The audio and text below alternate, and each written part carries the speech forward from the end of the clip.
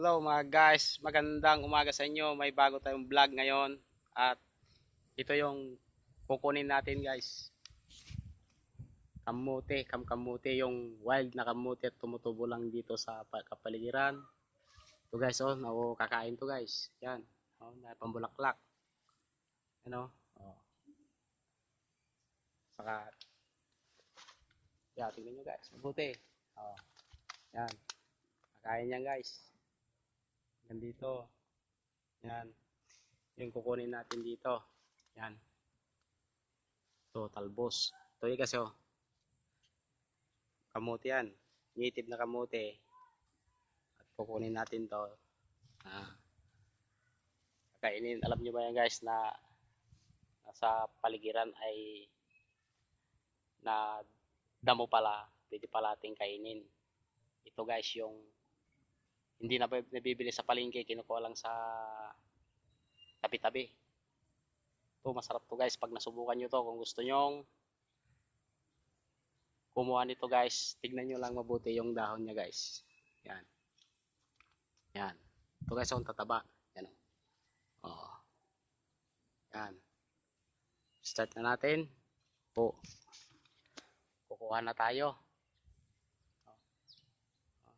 Tignan nyo guys, kakainin ko pa. Para maniwala kayo na tunay to, hindi nakakalason to. Masarap to guys. Kuha na tayo. Tignan.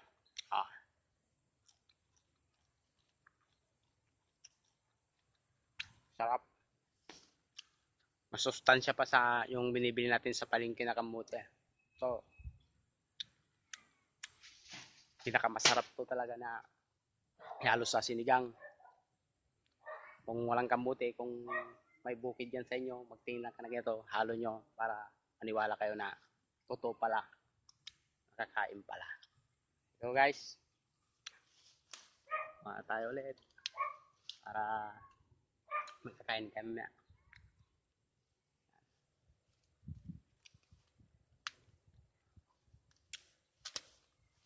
Saka kung bago ka lang sa channel ko guys, huwag mong kalimutan mag-subscribe sa aking YouTube channel para lalo kang updated sa mga bago kong video at sa mga bago kong i-upload na pwede palang kainin na mga damo na hindi nabibili sa palengke. Yes,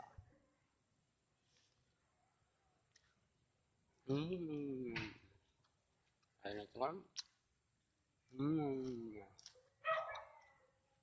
Sarap. Panalong panalo. Walang katalo.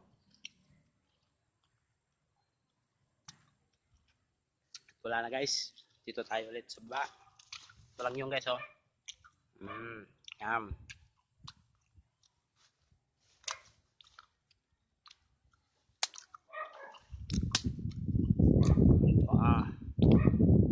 Dito ako sa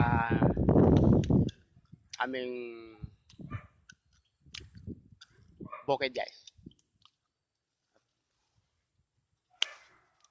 Kumuha ng almusalan natin. Tingnan nyo guys, may bubuyog pa Matamis siguro yung bulaklak niyan guys. Kaya gustong kapitan ng mga bubuyog. Hanggang dito na lang tayo guys. Maraming salamat. Basta abangan nyo na lang.